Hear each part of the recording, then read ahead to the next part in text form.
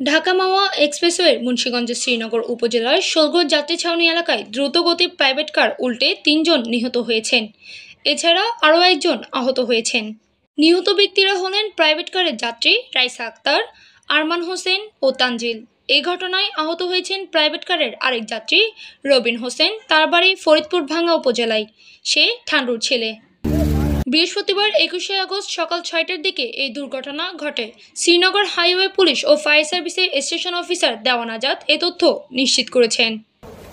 জানা গেছে, মুন্সিগঞ্জের মাওয়া এলাকা থেকে একটি প্রাইভেট কার ঢাকার দিকে যাচ্ছিল।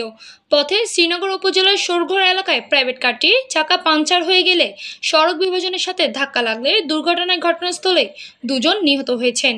আরও ২ জনকে উদ্ধার করে আশঙ্কাজনক অবস্থায় শ্রীনগর উপজেলা স্বাস্থ্য কমপ্লেক্সে পাঠালে জরুরি বিভাগের চিকিৎসকরা আরও একজনকে মৃত ঘোষণা করেন।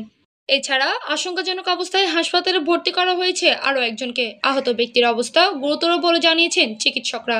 দেওয়ান আজাদ বলেন, এক্সপ্রেসওয়েতে মাওয়া থেকে ঢাকামুখী লেনে দ্রুতগতির প্রাইভেট কার উল্টে এই দুর্ঘটনা ঘটে। এতে প্রায় ১ ঘন্টা যান চলাচল ব্যাহত থাকে এক্সপ্রেসওয়েতে। পরে হাইওয়ে পুলিশ ও ফায়ার সার্ভিসের সদস্যরা ঘটনাস্থলেও উদ্ধার অভিযান পরিচালনা করলে কিছুক্ষণ পর যান চলাচল স্বাভাবিক হয়।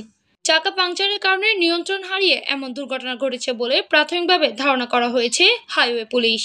হাসারা পুলিশ ফাঁড়ির ইনচার্জ আব্দুল কাদের জিলানি বলেন, প্রাইভেট কারটি মাওয়া হতে ঢাকার দিকে যাচ্ছিল।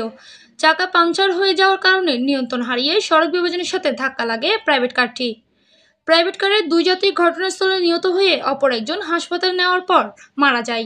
পরে আমরা নিজেরা চাকা দিয়ে ক্ষতিগ্রস্ত প্রাইভেট কারটি সড়ক থেকে সরিয়ে নিয়েছি। এখন যান চলাচল স্বাভাবিক হয়েছে।